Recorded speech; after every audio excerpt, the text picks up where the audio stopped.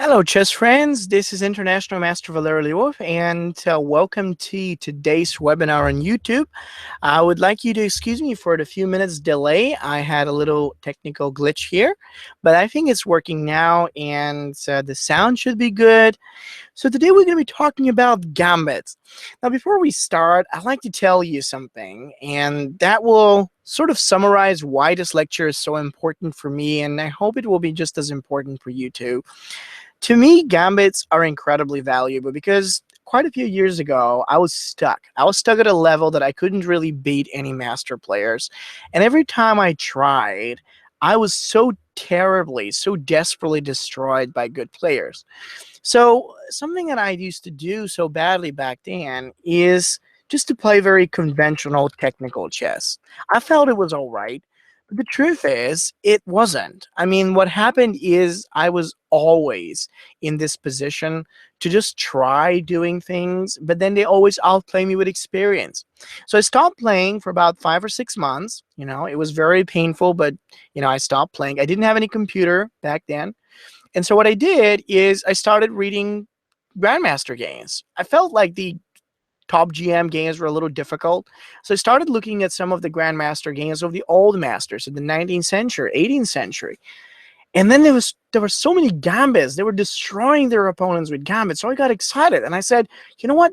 Let me study gambits. Let me get into that kind of playing. I've never been there. I've never played like that. What if I do this? What if I can actually play gambits and really master this type of play? So I started analyzing those master games. I started actually studying a lot of gambits. And that was like for about 6 months. Then I went to my first tournament and I beat everybody. I mean, there were like masters out there, like one of the best masters I knew. I could never even dream about beating him. I just destroyed him. And I never really saw that coming. I didn't think I had it in me. And the truth is I didn't. It's just, it was an effect. This was basically an effect of my studying of gambits. My ability to learn the tactical positions and how to attack all these patterns starting with initiative. The reason why so many chess players don't improve, and now listen to me, this is very important. The reason why there's so many chess players don't improve is because they don't appreciate enough what tactical play basically provides. They try to calculate, they study a lot of tactics, but they rarely have the repertoire, basically the openings or the kind of positions that give them a real chance to attack. So to any player who wants to improve, who wants to have a good opening, I'm going to tell you, start with gambits. Get the chance to, like play a good gambit opening, good gambit game, and you will be amazed of the results that will provide you with.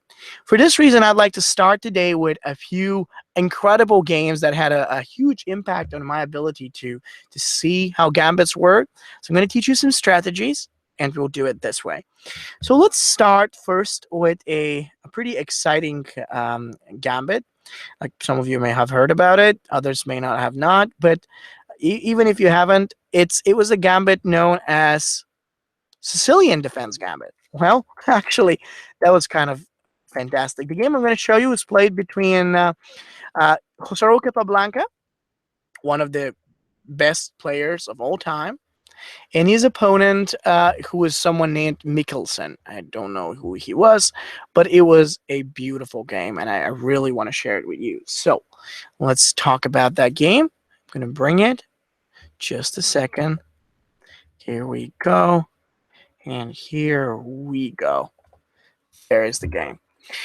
So Capablanca was playing white, and he basically started this game with e4. So e4, c5, and b4. I've always considered this gambit ugly until I saw that game. And it wasn't that ugly, trust me. It was actually quite exciting the way it looked. So I can tell you it's a pretty nice opening.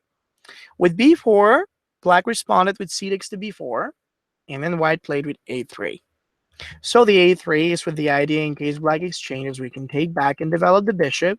But more importantly, as a compensation for the sacrifice, white's going to get the center and an open line for attack. So black moved with a6, exchange, and recapture. As you know, though, all these videos are always interactive, or at least I try to make them interactive by constantly asking you questions and bringing up some ideas. So right now, I'd like to ask you guys, what would you say white should do?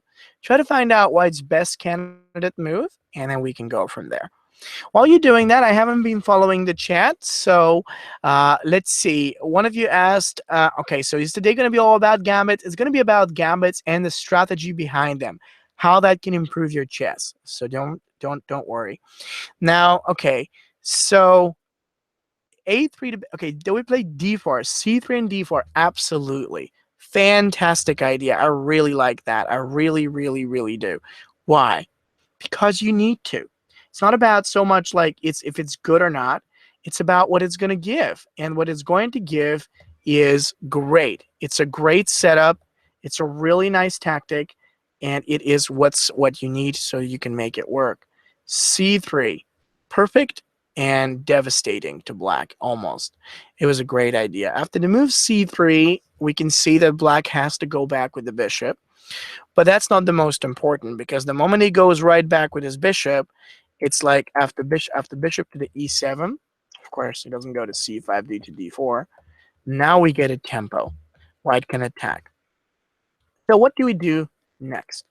Now, while you're thinking about this, okay, it gives you time, I agree.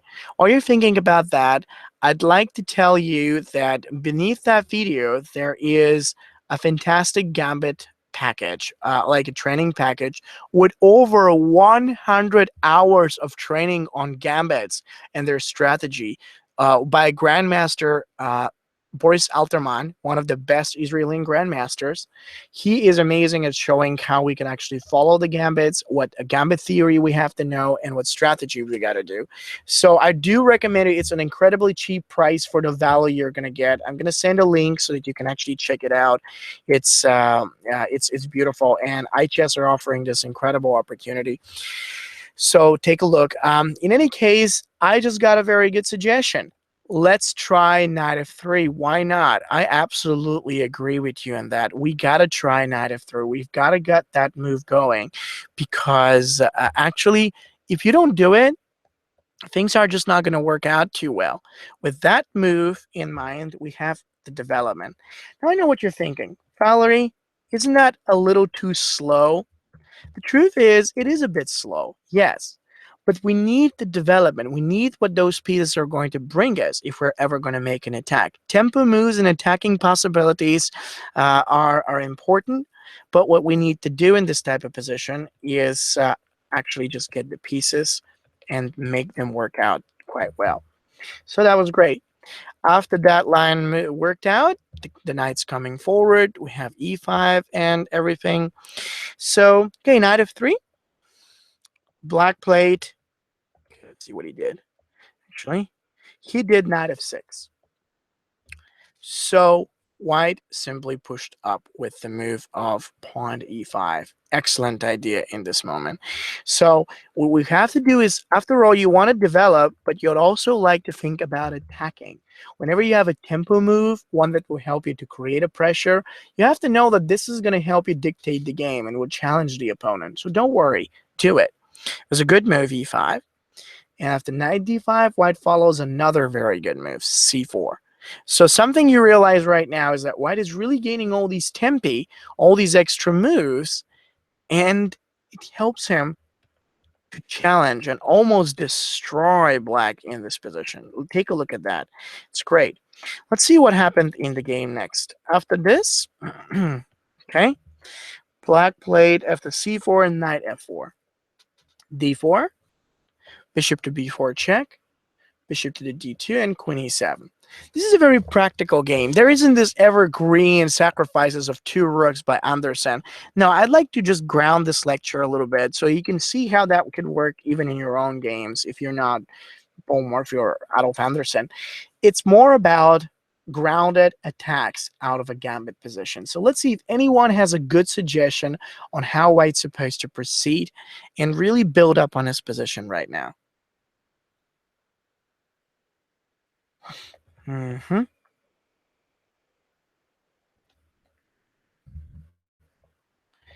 Okay. I like the Alekhine defense. I think that Alekhine is fine, but okay. So you said rook a4. No problem. Actually, that's fine. But we need something else. We need something different. Knight c3. Sure, that's a good idea. But you know what Capablanca did? He didn't want to allow these pieces to stand in our territory. It's dangerous, actually. So, you know, we have to be more critical, have to be more attacking out there. We have to be more, like challenging. This is a big idea. So what really White did was bishop takes d4. Let's exchange. We force black to recapture with the queen, but then there is knight b to d2, and black played queen c3. Yeah, he was trying to get his queen around and keep the challenge, maybe hold some pressure. Yeah, well, it almost works out. It's looking like a good sequence. So what to do now? Queen's looking good. Have eventually a couple of things to worry about, I suppose. But what do we do next? Now, the reason why I'm asking you so much about what you would do or how this should happen is because it's really about that. You have to find the perfect balance between attacking, pressuring moves, and quiet moves to make things work. After black's last queen c3 move, what white did was rook b1. It was excellent as a candidate. Why? Because after continuing with the move of rook to the b1, we can go ahead with the move of rook to the b3, and then we can actually have the chance to play with the move of let's say like rook b3, pawn to the g3, maybe bishop to the d3, and castling. This would be fantastic, really good and really easy in this position, and that's an excellent idea, as a matter of fact. So first and foremost, you have to make sure you develop, and at the same time you want to make sure that you don't miss the initiative. That's a very valuable thing. And so, okay, so that's fine. Okay, so as soon as we play with rook to b1, black played knight to the d3. Exchange takes rook b3. We're driving him away. Queen g6, and then we castle on the short side out there. So that's a very good idea. So far, we're good. We've castled, we've gotten a good development, and we're getting on very well with the center. So black played f5. Alongside that move, he just wants to cover the e4 and most likely prove that his king side is better defended, I guess. Yeah, well, I guess he wanted to.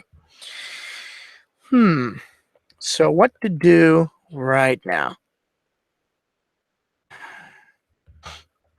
Take a second and think about this. White is a good development, an important position, I have to admit, but just having an important position doesn't necessarily mean that we are winning.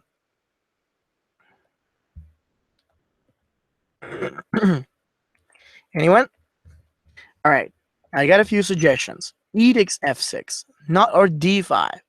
You know, I think that if we play e takes f6, we're going to be very, very good. Because after all, that's what we want. We'd like to open up the position and create some threats. D5 may be good too, but it's sort of intending to open up the position. It's not necessarily opening up. With that kind of move, when we do e takes f, uh, we're just getting ready. And we have now the idea of playing knight e4, rook e1. He's a pawn up, but does it really matter? I mean, if you think of it, you realize that being so much behind in development and backward out there is terrible for black. We are going to get the space, we're going to get the pieces and the opportunities to threaten him. So this is very important. After that, okay, e takes f, black probably should have taken back with the queen, although if he takes with the queen, we got knight e4 and it's dangerous. So he took back with the pawn. So what to do now? We couldn't get much further. We developed the pieces, we put him on defense, we actually made everything in this position. So what to do next?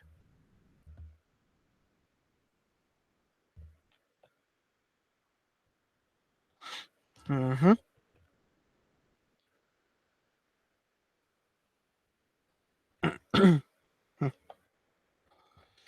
Should White do now?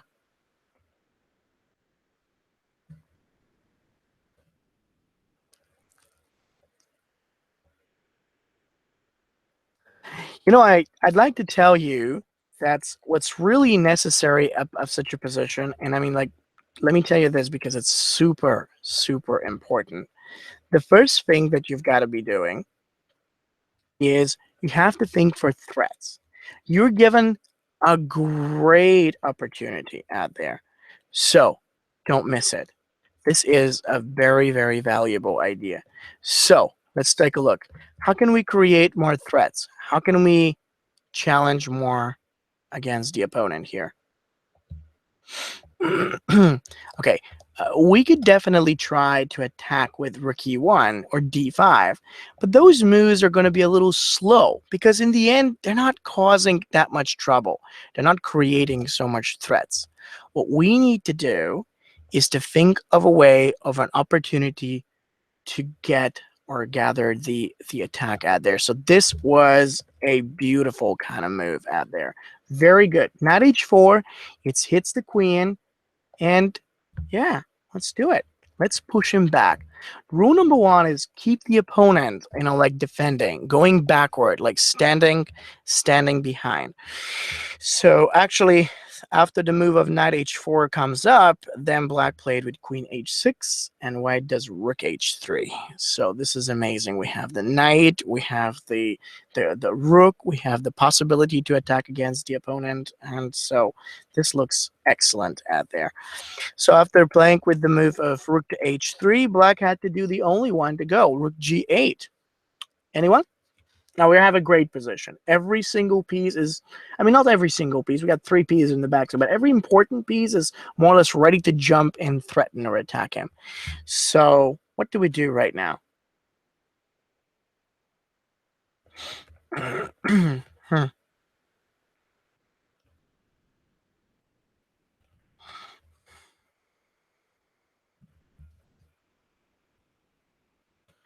Okay, why not queen f7? That's a very good question. Thank you for asking me that. Why not? Because if black was going to play with the move of queen f7, we would have probably played knight e4. It would have created a threat of knight b6, and having the queen a little bit more advanced created this feel that maybe he's good.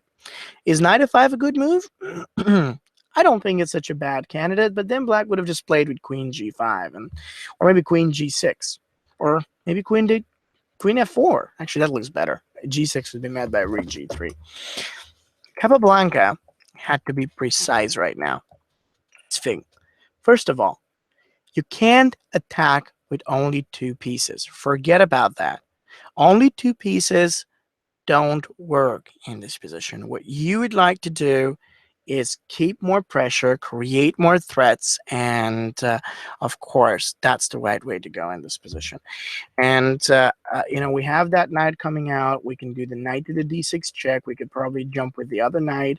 We can cover c5, set queen on f3. It was fantastic. And so the moment we play with knight e4, black did d5. I don't understand why he actually did the move of pawn up to the d5, but it was terrible for him. So what we do is c takes d, e takes to the d, check. Now, you're probably thinking black is crazy, but tell me, what could he do? How are you going to stop such an incredible power and so many pieces out there? And you can't. Like black he was desperate. He needed to try and open up the game. He needed to try and get some of his pieces out. D5 was the only one. You see, so you don't need to always destroy your opponent by finding big threats. Sometimes all it takes is a good pile of strong and advanced pieces that are ready to kill. And that's it. Resign? Probably. So that was great. And let's take a look and see what happened. After that move of knight e4, black actually played alongside the d5. C takes to the d, e takes to the d. Naturally, oops, sorry, e takes to the d, knight d6 comes up. King d7, knight d to f5. He played queen f8, and let's see if he can find the final move with which white is destroying black. Anyone?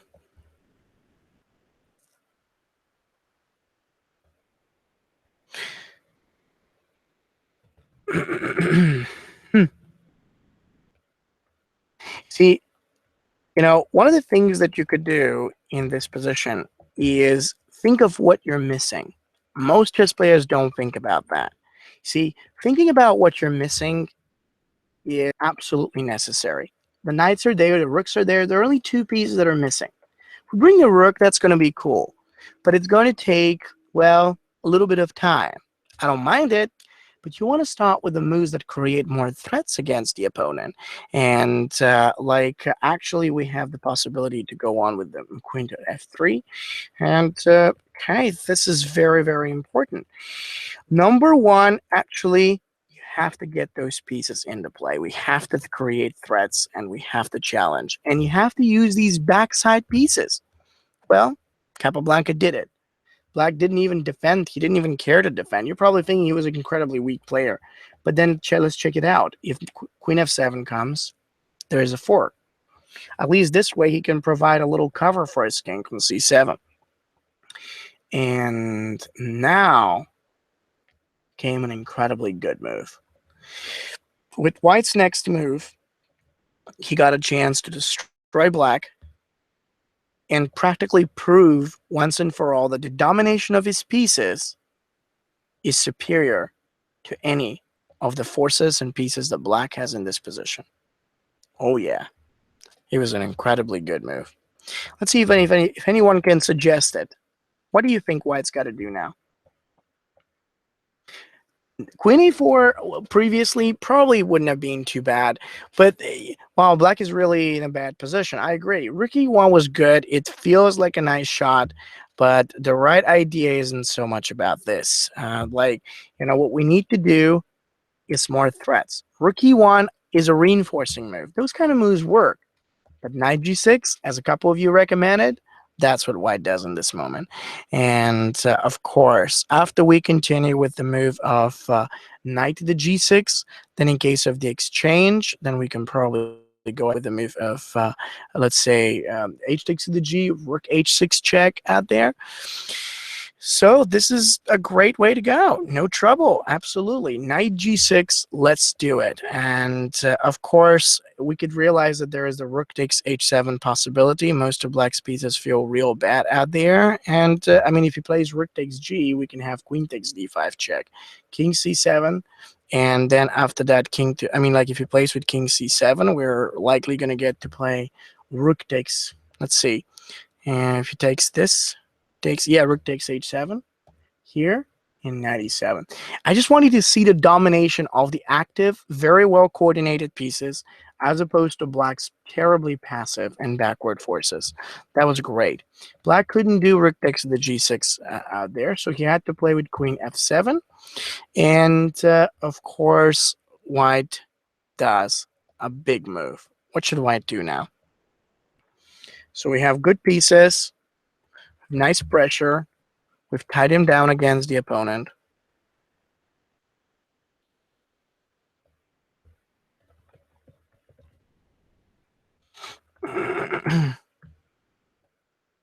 Anyone? Very good combination, I agree. But it hasn't finished yet. Now, we're basically serving the same idea as before. Very powerful, very easy, and incredibly good. All that white needed, all that he wanted to do was rook takes h7. And that is a killer. It's not about the material. It's about what pieces you could use into the attack out there. So, in fact, actually, after that, rook takes h7, then we could play with a move of queen takes h7. That's what black picked up to do. And after rook takes h7, queen takes the h7, queen takes d5, king c7, queen d6 check, king to b6, which black had to do, and rook b1. It doesn't matter. See, this was not an Anderssen super secret 2 rook sacrifice kind of easy game. This was not a very difficult game, I agree. But the reason why white was so successful was because of 3 rules of any gambit. Gambit means when you give up a pawn just so that you can get your development in place. And white did it beautifully. But the reason why it worked was first because he gained a lot of tempi. Many of his threats that he made, starting with c3 and e5, gave him a lot of time and tempi to attack. That was very necessary. Second, gaining space. space is necessary. If you want to attack and you don't have space, you don't have an attack. You see, you need to attack, but you need to have space for it. Then, what was so good about White's possibilities is the development. Nothing would have worked if White didn't have the development. In fact, that's why Black actually failed, because his own pieces and everything were not that well developed. They were actually quite backward in this position, and that was a great way to go in this case. And of course, after short castles, f5, and then the exchange, once we do the move of knight h4 and rook h3, what really got the pieces into the play, and it was beautiful.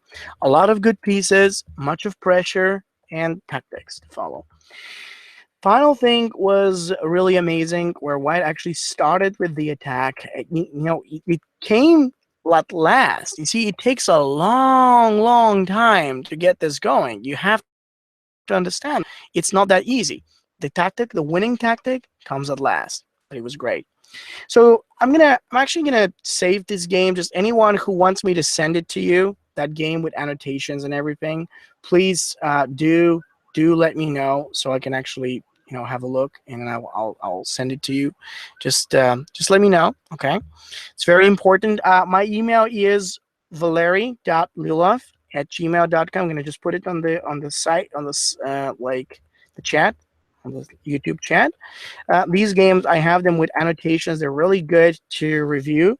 So let me know if you want me to send you the annotated games.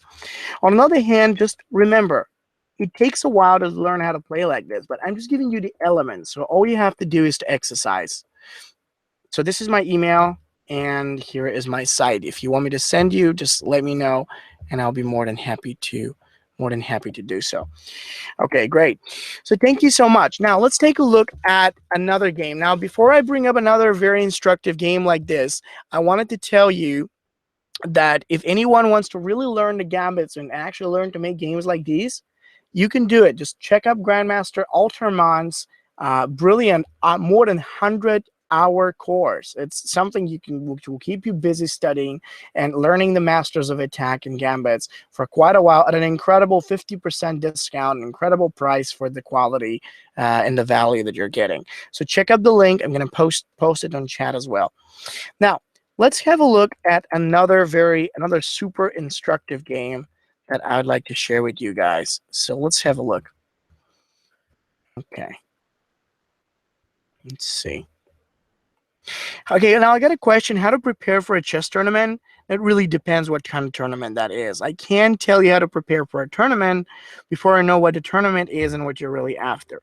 So preparing for a tournament, it's not that easy. Okay, so you need to do it, but you have to know it's not that simple. So let's have a look. The next game I'm going to show you was in the Caro-Kann, one of my favorite openings actually, and it was a super good example. So let's have a look and see what it was all about. Just a second. This game is so interesting. Need to open it up.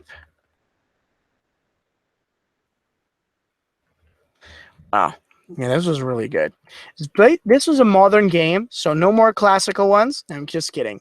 It was played by Grandmaster Vadim Zvyagintsev. Perhaps many of you know him. He is a leading Russian Grandmaster, and he's very creative player, really good at playing. So let's have a look at his game that he played versus Grandmaster Haritonov. So we're talking about two very strong, very powerful grandmasters on a high level.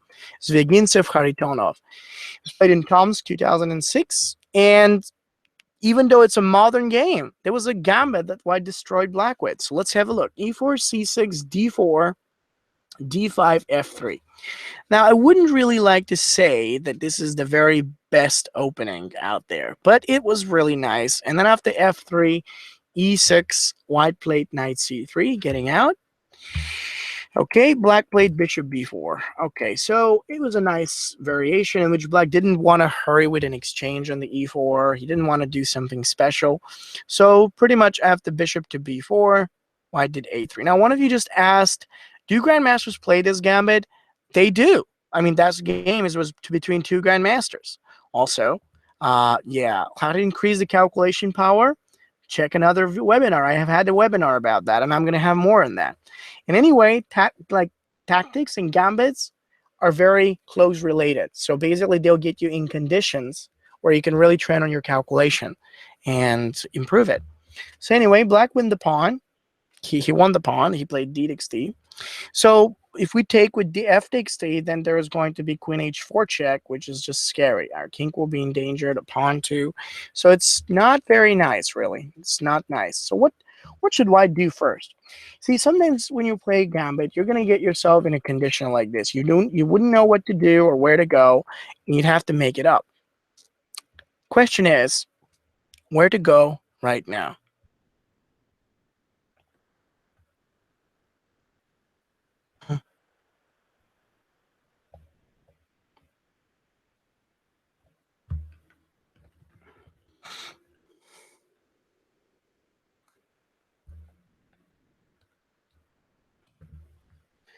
So c4 is fine, but then black can just go for knight f6. And I kind of like that idea, but bishop f4, if the queen goes there, can probably do that. One moment while I finish this high school story quest. All right. No. Number one, you have to fight for the center with all you've got. You can't do anything unless you actually get your pieces out there. So, like, in fact, this is very, very important type of thing. So, number one, what you need to do is, get your pieces, fight for the middle. That was an excellent candidate. We have that queen, and it was great. Just this is very, very important. With fantastic variation. Rule number one about that type of situation is get the center under your command. Center reflects space. Space reflects attacking. Attacking reflects the game. So pretty much what white wanted was to get rid of that pawn, and then the fight begins. A lot of people would say this is not a good thing to play with white, but we're talking about a grandmaster game. If grandmasters did it, you probably think you could do that, but no. If grandmasters did it, they prove that it can be done if you follow the right concepts, the right principles. So don't you worry. Let's think about what to do now. It's a problematic position, so what to do in this moment?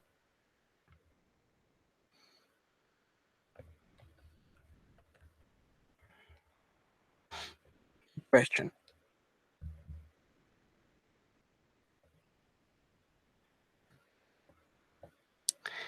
Bishop to c4 or bishop e2, but we can't do it.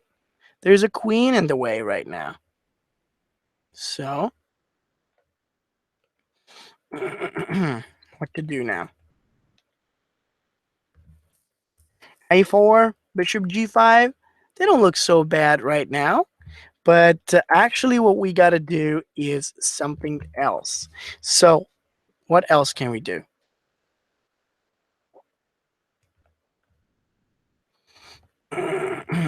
Mm-hmm.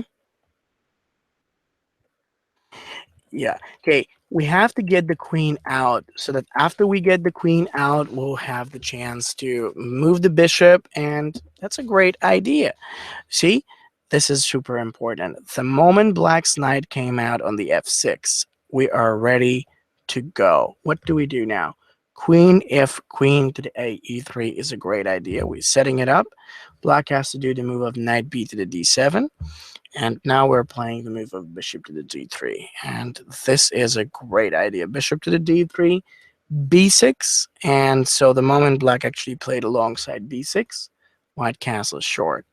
Bishop to b7. Alrighty, now this is good. I mean, we got plenty of good pieces, development. We managed to castle. Things are not going that bad, I have to tell you, actually. So what to do now? Hmm.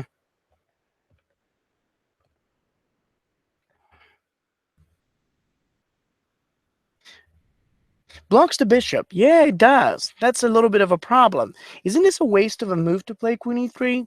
No, it helped the development. It can be a waste. For black, though, maybe. Hmm. Bishop to g5. We could jump. If it was a shatranj game, actually, if it was a shatranj, we could play it, but it's not the shatranj. We cannot jump through pieces with our bishop. We have to play queen g5. It's a good move, much better. Now, one of you said, how do you prepare for an open? You decided to play in Sicilian, King's Indian, and play d4. You think it's good? It's good, but this is not a topic for today, okay? I mean, you know, these openings are not a topic. If you want to prepare gambits for a tournament, make sure you prepare them at least a couple months earlier. This type of play requires preparation. You need to know the lines, and more importantly, you need to know where you're able to line up your pieces. So now exactly, if eventually black castles short, we can do queen h4, and then we can target the h7. So after the move of queen to g5, black played rook to g8 in this position. So in fact, after black plays rook to g8, white's really like up to develop. So what should white do or try at this point? Take a second. Let's think about what white's got to do. Queen g5 was a very useful move because above all else, it was a threatening, it was a menacing move. And you really care about these every time, whenever you can set a threat or put pressure. Why would he black play rook g8? That's crazy. Well, if he castles and queen h4 happens, how do you think he's supposed to defend all these moves, like bishop g5 with threat? If he plays h6, that pawn is going to be taken. So we can't say this is going to be a good move for black. So he had to defend somehow. Rook g8, probably not the best, but still helped him to stay safe. So he did it. Now, where's white supposed to go in this position?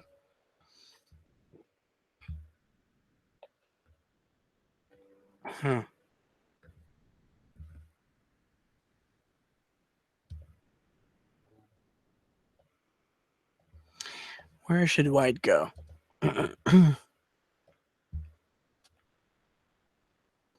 Think about this. Having such a good development does not automatically make you superior. Bishop to knight h4, knight e5, that's fine. But knight e5 would lead to an exchange. Well, knight h4 isn't going to get that much. f4 with the bishop would probably mean to good, queen e7 happens. Bishop to b2, too passive. Maybe a4. I absolutely agree. It's a very important type of move out there. So, like, what we're doing in this type of position is, first and foremost, we have to make sure that we open up the position. With that move in line, we're ready to set the bishop on. And even if that doesn't necessarily mean we're creating a threat, the development that white is going to get is going to help him to keep black backward, to keep the pressure. So black felt that, and he didn't really like that. Queen e7 is now met by bishop a3, or even queen c7 is going to be met by bishop f4, so it's dangerous. So he played c5 now, and what white actually does is the move, well, if I tell you, that's really going to help. So let's think about something else.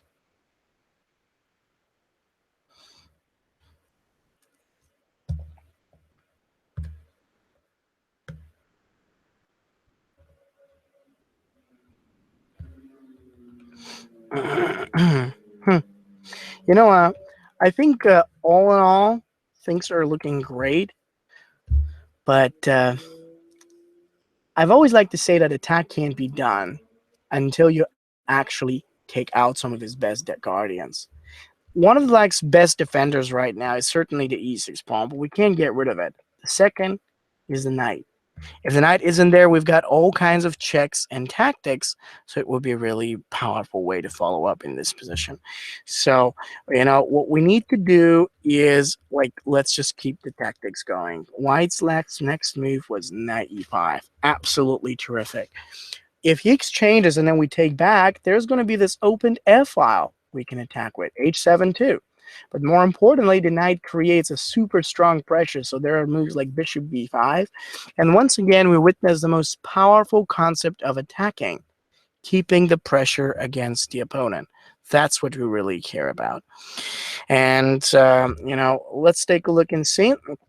After playing with that type of a move, what did black play? Here, knight e5, black plays h6, queen g3, exchange, takes, and knight d7. So what do we do now? He wants to exchange and simplify. hmm So where are we going now?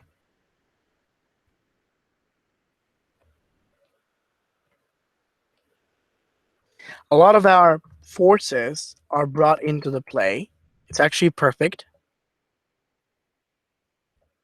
but what to do now?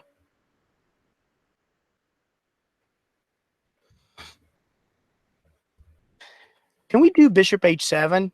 Absolutely. Both that and bishop takes h6 look really good. Of course, it makes sense. Black made a mistake. Truth is, he should have probably played knight d5. But in any way, he was hoping, taking the pawn. I mean, bishop h7 would just retreat. It's the same. He probably is going to get now queen c7. Maybe if it comes in the right way, he will get the possibility to consolidate. He's going to get the chance to secure his king, to castle, and feel pretty well in this position. So what do we do now? This is very, very important. So I need you to think very carefully. See, white has to figure out a precise way to make the attack work, although it's not that easy to find out how this is going to happen. So what to do now? Where do we go next? It's a pretty good position, I have to say.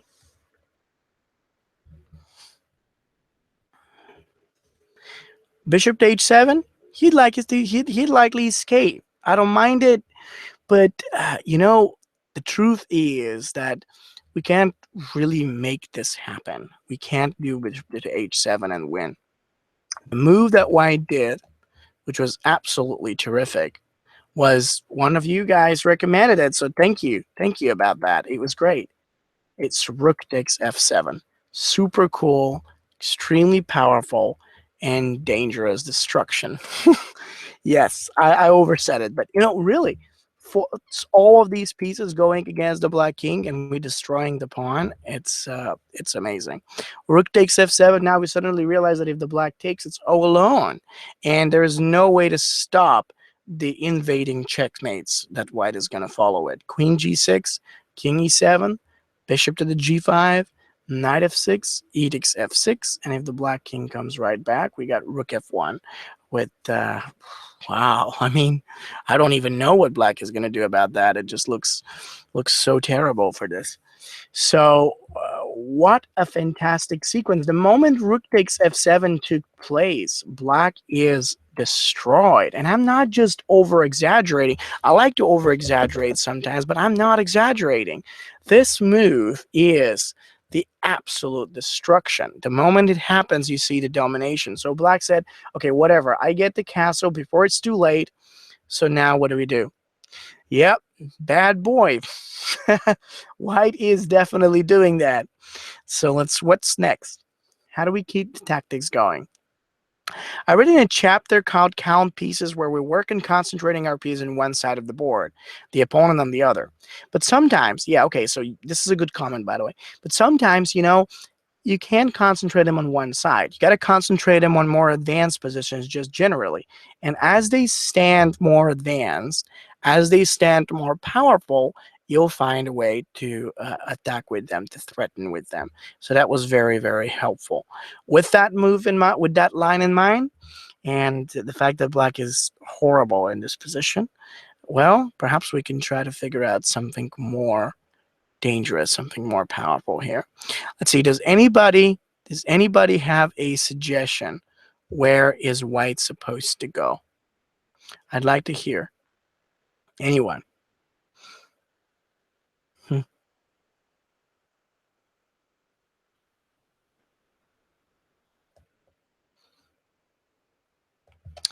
Okay, I like to tell you, sometimes you can checkmate, but in other occasions, just, take the material, get whatever you could, and leave your opponent to stay there. You don't have to play hero. You don't want to be hero. You just want to make a simple and easy to win position, like he did. After all, we're talking about a grandmaster game. Grandmasters are great at taking their material, stabilizing their position, and enjoying it to the best of the abilities. It's a great candidate. It's a powerful move because the reality is that the sooner we actually capture the h7, the more difficult it is for black to do whatever. So we've taken the pawn, we've made him to worry because of the d7, and there's more. Wow, this was great. What about black? Well, I don't know. The reality is he doesn't have too much to do anymore. Not in this position, at least. So, yes, that's how you'd like to do it. Just hold your opponent back there in the bad, in the difficult position, and let him suffer. Don't take this too far. Don't like push it too far. So white just took on the g7, and then black played queen to c6. Now, you're probably thinking, what if black just took on e5? He'd be able to fight back very well, right? Not really. Bishop f4 here and a5. Don't forget, we're not looking for a way to win. We're looking for a way to just keep the pressure going. That was very important. So what black played along was queen c6. He just tries to get that diagonal in play. And now I have the best of all questions for you. How does white turn this super good position into something important, into something successful? Now, please do not hurry. Please do not rush. It is very, very important that you don't rush.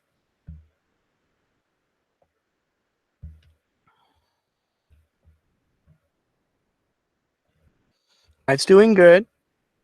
Got some nice development. It's got some good pieces. But how to make this work?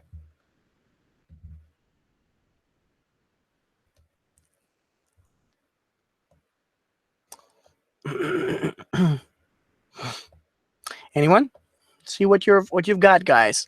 So, black's moving. Can we play rook takes d7? Sure, but what's the point? He's just gonna take back. There isn't too much that we're gonna get. You don't know? I'm stumped. Don't be. Remember, I always already told you. You just have to think about threats. You just have to hold your opponent down there in the bad position. The longer you hold him, the more successful you're going to be. It's as simple as that. You don't have to do anything else or anything different. Really, you don't. The first move that white picked up to do was actually the candidate of bishop to the g5. And that was a great move because then the moment we play it, he has to hurry. He has to move that rook away. Now, the interesting part is when he gets to move that rook out of the way. Check this out. The moment he moves the rook away, we play rook de1, knight f8, and bishop g8. Just look at the different command between white's pieces, and look at how terrible it is for black to defend. We can play alongside bishop f6. We can threaten against him. And so black has a lot of problems. So he did the move of rook to h6. Wow, I mean, he is trying hard. He's really trying extremely much, just to get the pieces around and hopefully survive this awful position. Because it is, trust me, it is awful looking position at that moment. A lot of people could say it, and I'd agree. It's awful. But what happened in the next move was fantastic. White just played along. Yep, black is busted. I agree.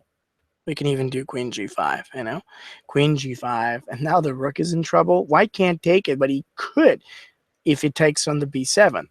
So black tried rook h3. Maybe if white is silly, he's going to take that, but didn't matter. Takes, and g takes h, so black resigned. What killed black was the vice white created. This is the ultimate success of a gambit line. A vice. What does a vice mean? Vice means an opportunity for you to keep your opponent under the pressure for long enough until he can't stand it no more. Some of the most instructive points of this game that I love were, okay, not just the f3 and a3. Those were good points. But what really helped white out with his whole development and everything was the way on how he organized the pieces, and he arranged it in such a way so that every single move either makes a threat prepares a new piece to come into the play, or basically sets more pressure versus black. So these are the so-called three types of moves. Now remember that. If you want to be successful with your attack, you must always plan to make one of these three types: forcing attacking moves, restrictive moves, or reinforcing.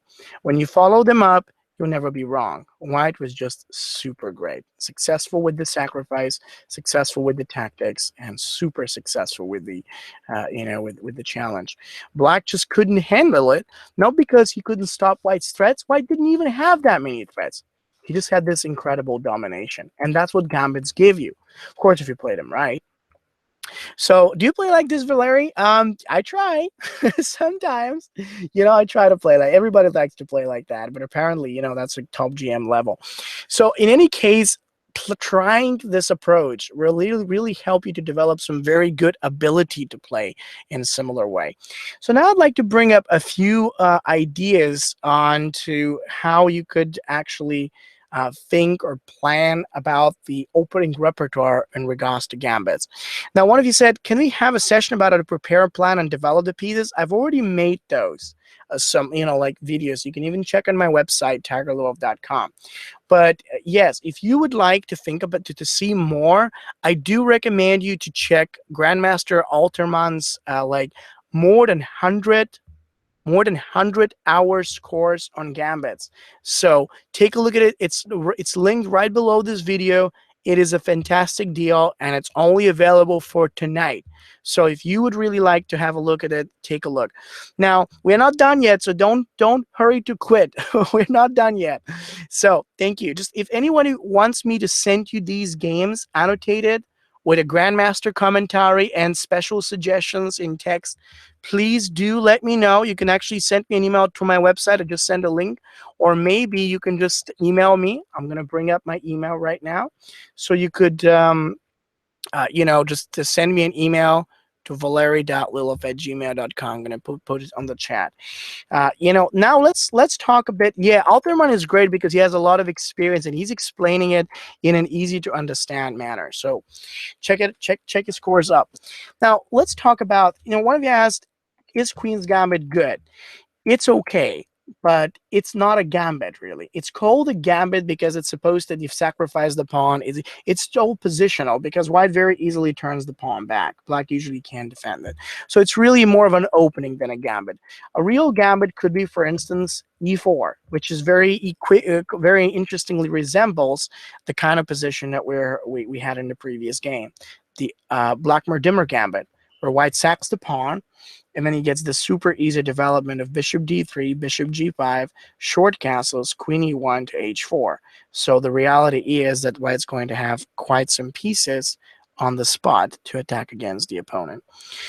How do you play against Gambit? It's a great question. I would recommend you in the first place don't accept them, because playing against Gambit is like to ask how to defend. There are many ways, but would you really like to do them? I mean, it's just like that. You can do it, but you don't want to. So you probably have to, I would probably recommend you to ignore if your opponent is just giving you a pawn or like making something like that. It's better to stay away. You would prefer something that's simpler, something that's easier, and that is just, better and more useful to follow, I'm guessing. Yeah, I mean, probably that's the best way to say it. In any case, let's talk about a gambit repertoire. Of course, I will definitely recommend starting out with e4. Forget the rest. You have to do it. If you want to be successful, sacrificing, going on with the move of pawn up to playing up with the move of pawn to the e4 is the very best start. Now, black has many different options. Against c5, I've always loved the idea of playing d4 and entering the Mora gambit. I showed the b4, but Mora is fantastic because it brings so many open lines to white, so you could actually just do anything in those. It's just as good. Look at that. Bishop to the c4. Then there could be a way to play maybe in the next move knight f3 and more. So I wouldn't like to tell you necessarily this is the one and only gambit, but it's one of the ones that I recommend. Against Caro-Kann, you can go d4. Now, in that particular game, if you saw white played f3, because he was going to sacrifice like that. You sack a pawn, you get a lot of lines, and 2 extra templates for development. You can do this against many other openings too, like against e5. There is King's Gambit. One of you asked me, "Are you going to cover the King's Gambit today?" No, I'm not. I'm sorry. It's too many variations, too many lines out there to cover, so that I can cover that. But it's a great opening. Nevertheless, it's a very very good opening. It can help you out with the with the way and how the pieces go, and it's pretty good. It's really, really cool to see. Very little to worry in case of edicts f4. There could be knight takes to the f, a knight f3, and it's actually kind of awesome to be honest. So it's good gambit, nice development. Bishop c4 and short castles can help out just as much. So I do recommend you to consider it. And then the more important type of thing is, what about black? Now with black, it's more difficult. Okay, I don't want to tell you differently. It's definitely not that easy to play gambits with black, because there are too many ways on how white could lead the initiative. But you could still try. For example, one of my favorites is the Benko gambit. Even though it's more of a positional one, again, we don't have aggressive tactics against the black king, still could be something very interesting. You might actually want to consider it. So it's a good gambit. There are others too besides that one. I mean, it's not just the only one, but it's here we set the pawn, and then we're going to get the B and A open files for attack. The overall concept of every gambit, okay, the overall concept in every gambit is making sure you know where your pieces are supposed to go, what you'd like to do with them, and make sure that you follow them up. So for example, in that particular case, black could probably do a move of in this moment, knight b to the d7. He can go for let's say g6, bishop to the g7, which looks great. Yeah, does it take time to do this? I guess, but the more important thing is we could definitely have the bishop g7 come forward. We could have the short castles, like develop, and then we can try rook to the b8. So this looks like a good order for the pieces. There are many more, many more, but I just can't bring them all up in one lecture, because there is no point to it. What's the point of just knowing what gambits are out there? You got to study them. Check up Grandmaster Alterman's course. 100 hours. You can pick up what gambit to study. You can study it in detail, and it's an incredible price. Is e4, c5, b4 sound? Absolutely. It's a nice opening. You can definitely check it out.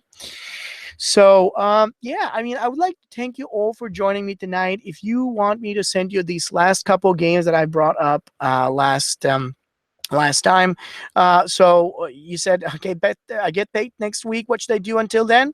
Well, study the videos, study my videos, study any of the, nope, don't use an engine. Study the master videos on attack and so on. It's very important. Thank you all for joining me. I'll speak to you next Saturday. And don't forget to check Grandmaster Alterman's lecture, or visit my website in case you have any questions on your personalized training. I will be glad to help you all with whatever questions you may have. Thanks so much, and have a good time. I'll speak to you soon.